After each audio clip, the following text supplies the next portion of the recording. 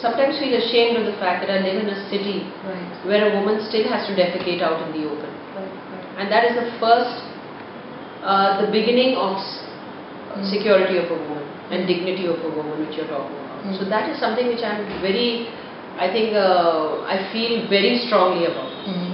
You know, is to give that dignity to the woman, and everything falls into place after that.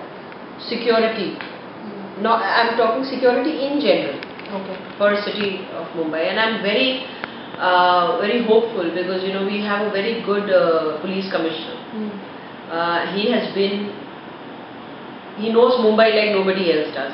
He knows the pulse of Mumbai, and you know, I've had a dialogue with him on many issues. It could be women's safety, it could be safety of senior citizens, which is affecting our locality. It could be about child molestation. So all these issues we have discussed, and I think that's another aspect to make to ensure that you know, the whole perception of even the police changes.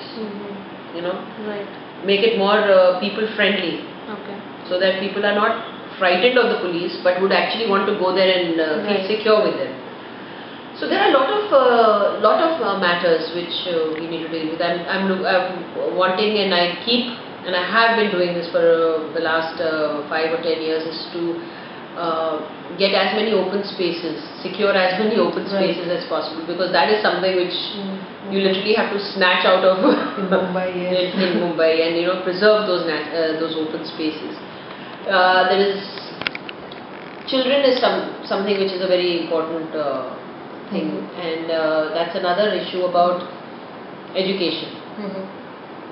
What is happening with more and more parents and more kids who've been wanting a good education?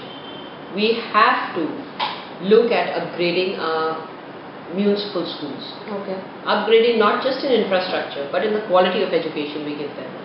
And we've been in dialogue with that, whereas you know, they must be in par with at least government aided schools or some private schools. You know, because I think even kids from a slum should get the opportunity to get a good education. But if you see, our government school education has deteriorated very badly. Like continuously it has been deteriorating. So what do you think, you know, what will you do to address this? We have already started addressing it. Now here there are issues of government aided schools, whereas the aid which comes from the government is a problem, because they just give salaries for the teachers, but they don't give anything for maintenance. Now these people cannot even charge a high fee to the people who come there. So how do they maintain it? How do they improve the quality of the education? How do they reinvent new? You know, you have to keep reinventing yourself in a place of learning. You cannot be in the archaic system. So you know, we are also looking at public-private partnership.